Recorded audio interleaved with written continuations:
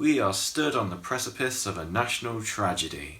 Last week, Toys R Us UK entered administration, which is fancy legal speech for the end is coming short of a miracle.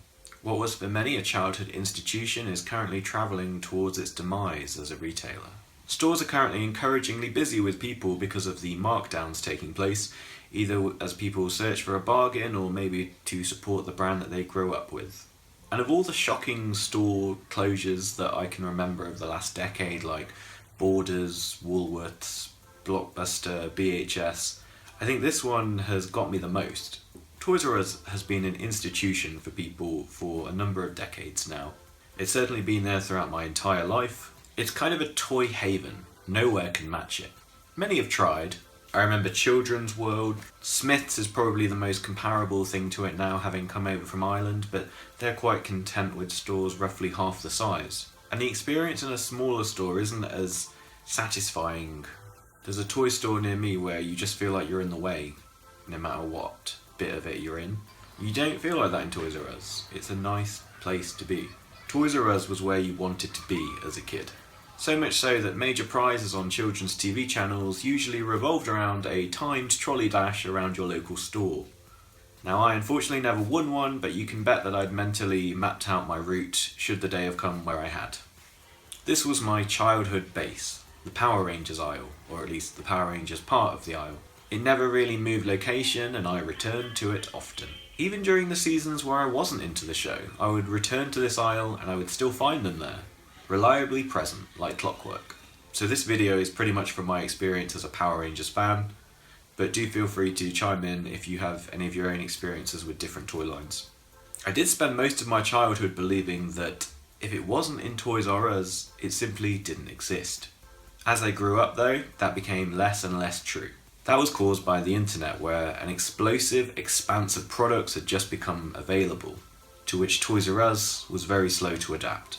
I would say of the entire retail sector, they still had the nicest stores. My local was my favourite Toys R Us in the world up until I first visited the old Times Square location in summer of 2012. Then that may have become my favourite store for a while, mostly for the sheer spectacle of it all. They had a Ferris wheel, you know? They also had a lot of Power Rangers stuff there. Like a lot. When I went for the final time, the month they closed in December 2015, they had a Power Rangers front of store, and they'd also redid the bit on the upper floor.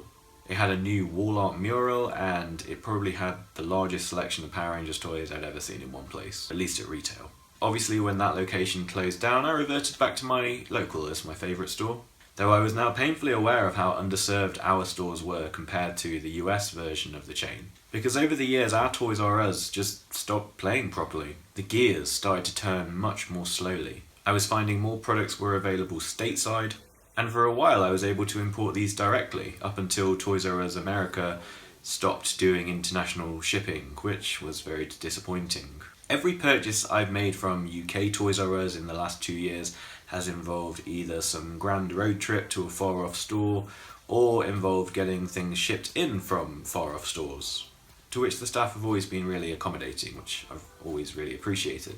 However, in the past 6 months I saw a marked change occur where it seemed that Toys R Us had just stopped getting new Power Rangers toys. Okay, so the odd thing was still popping up in the main line, but I've definitely not seen anything new since September. And in a 1-year toy line, you can't really afford to spend half a year without anything new coming in. Also, the kind of stuff I'm after is more collector focused, and these are getting teased out on the global stage of the internet from toy fairs and from people finding them in American supermarkets. But they never crop up in Toys R Us in England.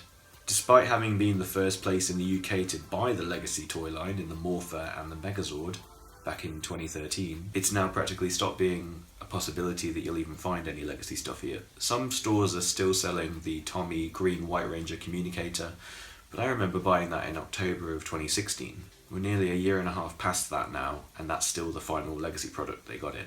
I think the problem has been Toys R Us' own policy on price promise. They don't want you to find cheaper elsewhere, but that means that they've often refused to compete in the first place. And so now you find many products in specialist stores or smaller toy retailers, and it's all because Toys R Us don't want to have to match down their own RRP. If they are to survive this, I think that's a policy that we'll need looking at. When HMV returned from the ashes a few years back, they did rethink their whole pricing strategy. They stopped being, I want to say, greedy, and now I regularly buy from their stores again, which for a time seemed totally unthinkable. When my store didn't change for literally decades, apart from an entrance extension, I was happy. But that nostalgia hasn't helped the company in the long run. To find things in that store, I can still walk the exact same route now as when I was a child. While I don't believe in changing store layouts just for change's sake, you have to wonder why development at a store level always seems so slow to occur. That kind of fits in with their marketing as well. Every time they proposed changing their iconic advert, they were met with an outcry of disdain, you can't do that, and they reverted and changed it back. Now I do think that the advert they had on this past Christmas 2017 was the perfect blend of old and new. There's a magical place, we're on our way there, with toys in the millions all under one roof. It's called Toys R Us. And it's a shame that apparently it didn't do enough to save them because of the situation we now find ourselves in.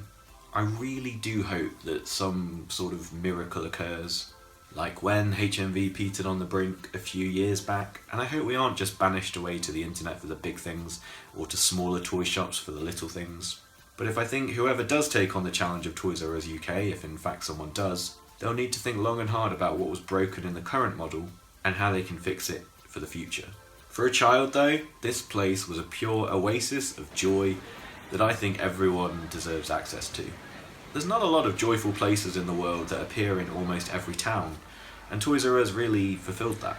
And for this reason, I really hope that they can pull through. But if this is the end, thank you Toys R Us.